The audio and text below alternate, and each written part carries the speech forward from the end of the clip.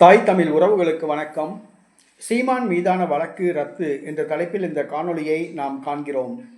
சீமான் மீதான வழக்கு ரத்து என்ற தலைப்பில் இந்த காணொளியை நாம் காண்கிறோம். செந்தமிழன் சீமான் நாம் தமிழர் கட்சி தலைமை ஒருங்கிணைப்பாளர். இவர் மீது போடப்பட்ட வழக்கை சென்னை உயர்நீதிமன்றம் ரத்து செய்துள்ளது. 2018ஆம் ஆண்டு சென்னையில் ஒரு பொதுக்கூட்டம் நடைபெற்றது. அந்த பொதுக்கூட்டத்தில் செந்தமிழன் சீமான் அவர்கள் பேசினார்.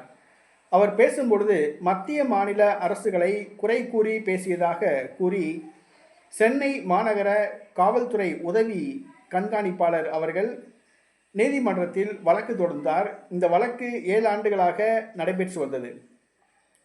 உள்நோக்கத்துடன் போடப்பட்ட இந்த வழக்கை ரத்து செய்ய வேண்டும் என்று நாம் தமிழர் கட்சி நீதிமன்றத்தில் எதிர்மனு தாக்கல் செய்தது. 7 ஆண்டுகளாக நடைபெற்று வந்த இந்த வழக்கு சற்று முன் தீர்ப்பு வழங்கப்பட்டுள்ளது. சென்னை உயர்நீதிமன்ற நீதிபதி அவர்கள் இந்த தீர்ப்பை வழங்கியுள்ளார். உள்நோக்கத்துடன் போடப்பட்ட வழக்கு என்று கூறி சீமான் மீது போடப்பட்ட இந்த வழக்கை ரத்து செய்துள்ளார். இது நாம் தமிழர் கட்சிக்கு கிடைத்த வெற்றியாகும். சீமான் மீது ஏறத்தாழ 250க்கும் மேற்பட்ட வழக்குகள் பதிவு செய்யப்பட்டுள்ளன.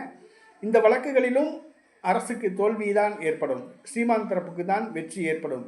ஆகவே சீமான் அவர்கள் மீது போடப்பட்ட உள்நோக்கத்துடன் போடப்பட்ட அனைத்து வழக்குகளிலும் செந்தமிழன் சீமான் அவர்களுக்கு சாதகமாகத்தான் தீர்ப்பு வழங்கப்படும். அது விஜயலட்சுமி வழக்காக இருந்தாலும் சரி, அந்த வழக்கிலும் சீமான் அவர்களுக்கு சாதகமாகத்தான் தீர்ப்பு வழங்கப்படும்.